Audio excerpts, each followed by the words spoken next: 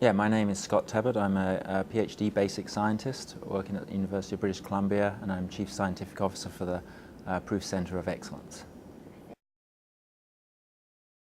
So an example of biomarker applicability, right, in lung health could be for the disease called chronic obstructive pulmonary disease, or COPD.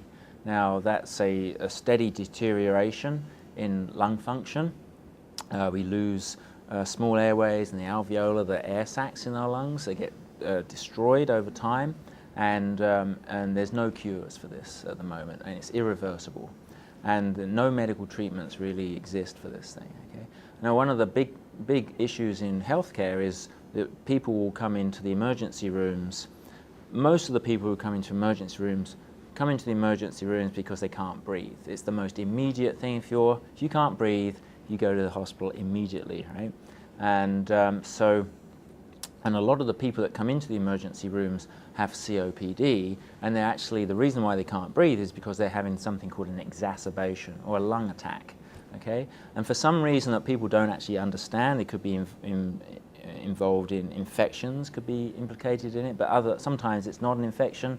People actually don't know what is causing these exacerbations, but there's a need to diagnose these exacerbations and what actually is causing them. If it's a bacterial infection, then the person can go on antibiotics. If it's a viral infection, antibiotics aren't going to be appropriate. If it's a different type of infection, maybe you need to go onto steroids or something like that.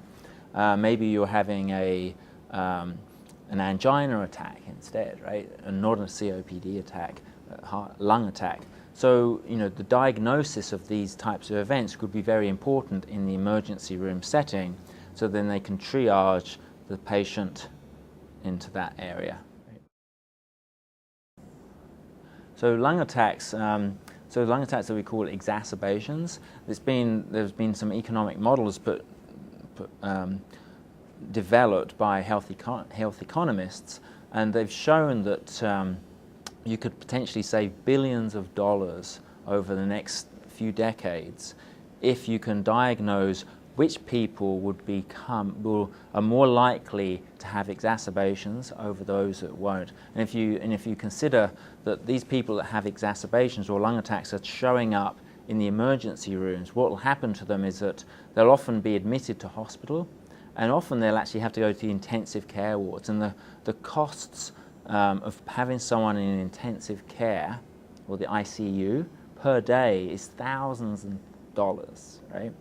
And so, you know, it's literally, you know, it's very, very important to find these people before they keep having these exacerbations, so that you can tailor other types of interventions to them, and that could involve not drugs necessarily, but also, you know, you could get them to undertake lifestyle changes or something like that you can actually try and reduce the onsets of these exacerbations if you can find out what is causing them ultimately.